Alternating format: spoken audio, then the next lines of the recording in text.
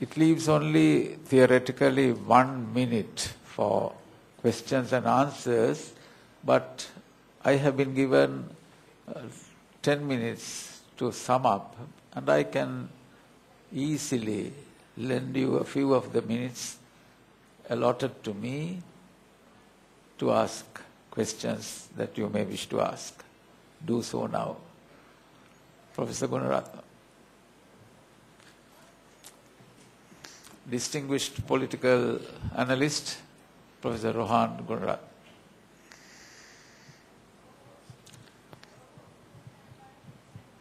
Professor Carlo, firstly, I want to thank all of you for the brilliant presentations you have made.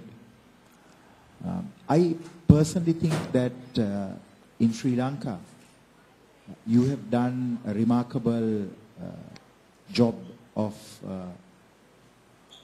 building that key standard that is necessary, but it is a standard that we should continue to improve.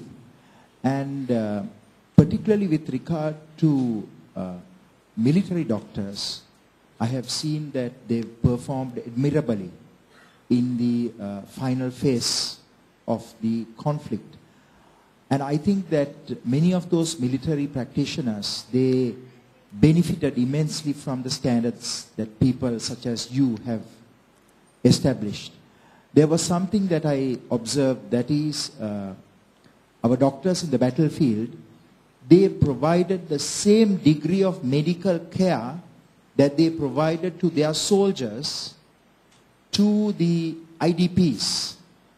So when I asked General Dr. Munasinghe, who heads our medical and health services in the military, did you also share the same degree of assistance and medical care to the LTT cadres who surrendered or who were captured? He shared with me, yes, we provided the same degree of medical care and health services to those LTT cadres. And I was very impressed by this. But then I asked General Munasinghe, whom I have deep admiration for, but why is it that you didn't make this public? And he said, we only do, we don't tell. So I want to make this on record because I think this is very important for everyone to know. My question to you is, particularly I would like to ask Professor Mendes this question. As we go into a new phase of governance in all fields, how do we instill the standards that you spoke of and the standards that Admiral Fernando spoke of more widely in Sri Lanka? I think that much of these standards are very well established in the military because the military is a very disciplined profession. But in the civilian sector, how do we do that? Thank you. Yeah, Professor Susirit, would you like to deal with that?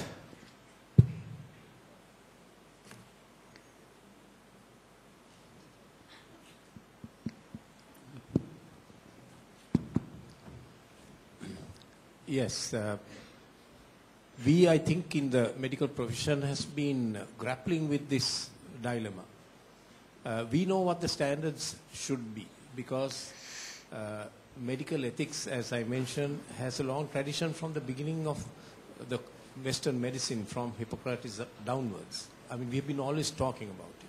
And there is a huge tradition through which we have distilled the principles of modern medical ethics.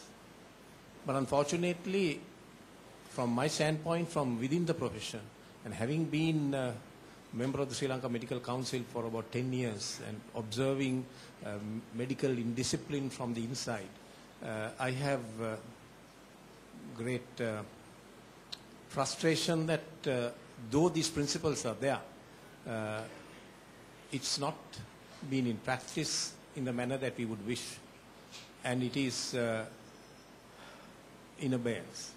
So the only way that we can do it, I believe, is for all professional organizations within the medical profession to strongly instill this as a matter of guidelines, principles, and codes. Because if that doesn't happen, like in the US, Sri Lanka is going to be a medically litigious society.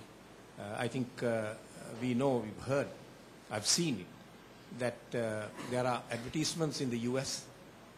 If you have a problem with your doctor, call toll-free number, and a lawyer is at the end of it. There are bumper stickers in the US saying, if you have a problem with the doctor, call toll-free. So I think we should not go into that situation, because we have our own Eastern philosophical tradition, we have our own virtues from which we can gain a basis for the instilling of a medical ethic of our own.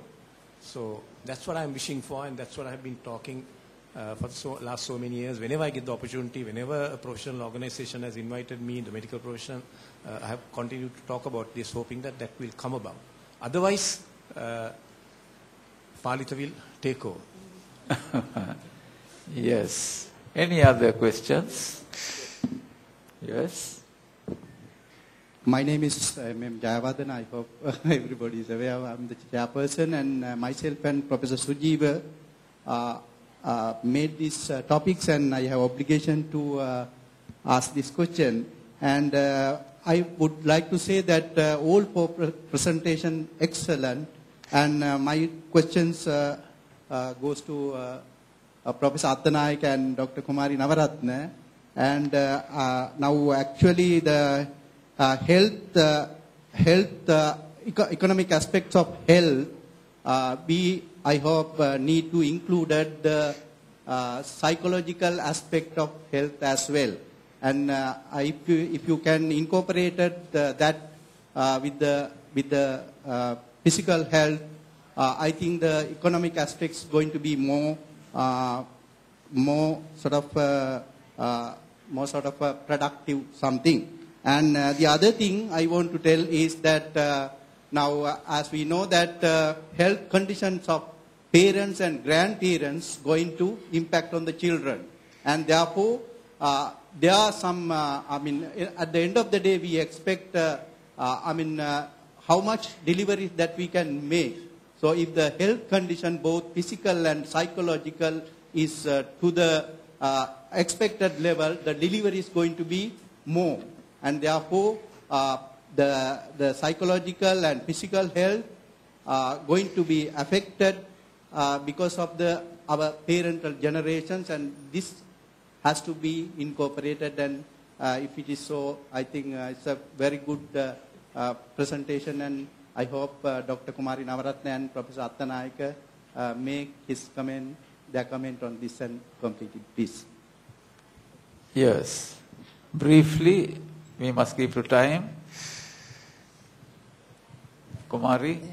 Thank you very much. Maybe I will just say that I did actually say that psychological stress-related, mental health-related issues will be an issue for us, but did not, thank you for highlighting that we did not talk too much on the implications of that on the society and elderly and this. In terms of Sri Lanka, they are actually addressing this in a reasonably good way in the last 5-10 years.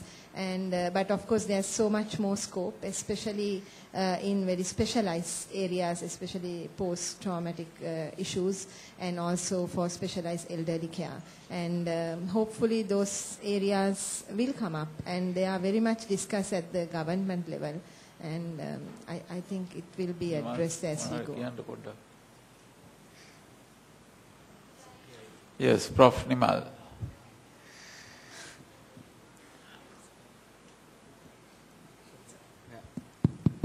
So I have to say something different. You know, I mean, as an economist, I mean, normally when we are looking at the cost, there is one type of cost, we call it psychic cost. That means, you know, as you said, the psychological, you know, the effect for the patient, but which cannot be measured or valued. But normally, whenever we do that sort of, I mean, studies, we just mention about that. That's an area, it's so important, but from economics point of view, it's so difficult to handle that matter. That's one limitation of our analysis, but therefore we are trying all the time to look at the things which can be valued. So that limitation is there. But as Kumar said, some measures are there to look at those measures, those issues from the provider's point of view. Good. I'm afraid there is no time for further questions. The chairman has to summarize things. I'll try to do that. We had Professor Nimal, taking off from the conventional wisdom that health is wealth. He was suggesting that because the richer you are, the healthier you are, that if you create wealth, you might also improve your health. That's the sense I got. Then we had Kumari, who was very proud of our past achievements, but warned us that we ought to be a little vigilant about maintaining that. Susirit Mendis, in the context of our present allegations of war crimes being thrust on us, set the stage of how we might rationally deal with it. And finally, if I understood you right, Paritha, you were saying that medical ethics should be legalized. Well, that's it. Thank you very much. 10:30. I hope I have done my duty as chairman.